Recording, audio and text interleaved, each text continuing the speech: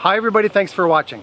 So have you ever wondered if when you're flying your drone and you're filming in 4K, is your battery life reduced and is your flight time reduced? Well, I've always wondered that, so today I did a little test.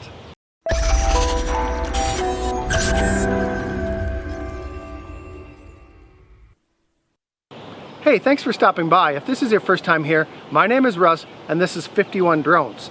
Be sure to click on that subscribe button, and if I give you anything of value today, please click on the thumbs up button as well and let me know that you liked it. Now today's video is going to be pretty short. You guys seem to enjoy videos that are short and to the point, and so that's what I'm going to do today. Now the other day I watched a video from Tom's Tech Time.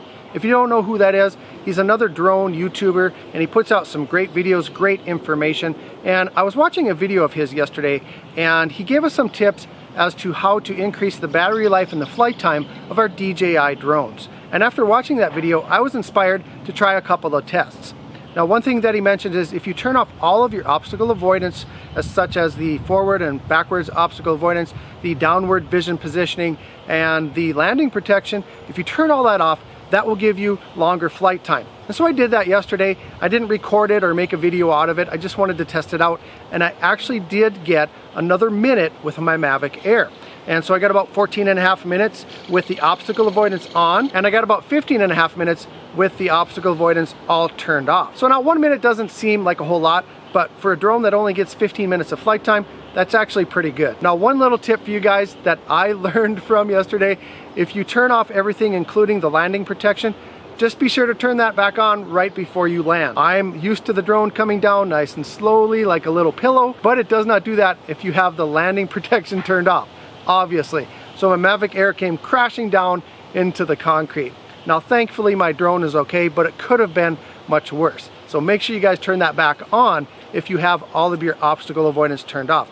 Another thing, if you're gonna do that, just make sure you're flying in a nice wide open area with no obstacles, because it is pretty risky to turn off that obstacle avoidance. Now the test that I really wanted to try, and the one that I'm going to show you guys today, I've always wondered that if you're flying your drone around and you're filming in 4K, does that reduce your battery time and your flight time?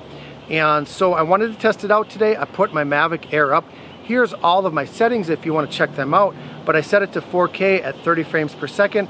I flew up to 150 feet and I flew around until the battery got down to 20%. So I started at 98%, got it down to 20%, and I got just around 15 minutes.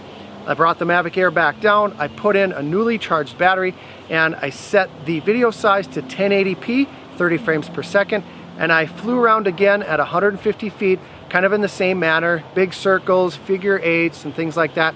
I didn't increase or decrease my elevation, I didn't make any sudden sharp turns, and I did not use any intelligent flight modes. And here are the results. Now I was really surprised. As you can see, it's about the same. There's no difference when you're filming in 4K from when you're shooting in 1080p as far as flight time. I thought I was going to get a whole lot more flight time shooting in 1080 just because I logically thought it would take more power to film in 4K. For instance, when I'm filming with my Panasonic camera, like right now, when I'm shooting in 4K, the battery drains much faster. So I thought that would be the same case with my Mavic Air, but it was not the case. No matter what the video size, I got the same results. Now just a couple of tests that I'd like to try in the future. I'm wondering if frame rate makes a difference. So if you're shooting at 30 frames per second versus 60 frames per second, does that take more battery? And the other test that I'd like to try out is if you're recording with an Extreme Pro card or an Extreme Plus card, if that makes a difference. Because when you're using the Extreme Pro card from SanDisk, the Mavic Air shoots at 100 megabits per second. And if you're not using the right card, it's not going to shoot at 100 megabits per second. So I'm wondering if that's going to have any effect on flight time. So just a couple of thoughts that are running through my head. If you guys know the answer to those questions, go ahead and let me know down in the comments. So like I said, a really short video today. I hope you guys got something of value out of it. Another reminder, if you did, go ahead and click on that thumbs up button. Also click on that subscribe button. One more thing, if you haven't checked out Tom's Tech Time, go ahead and do so. I'll put a link to that video that I watched right here. Go ahead and watch it. It's got some really useful and valuable information. I want to thank you guys for watching today, and as always, fly safe and fly smart.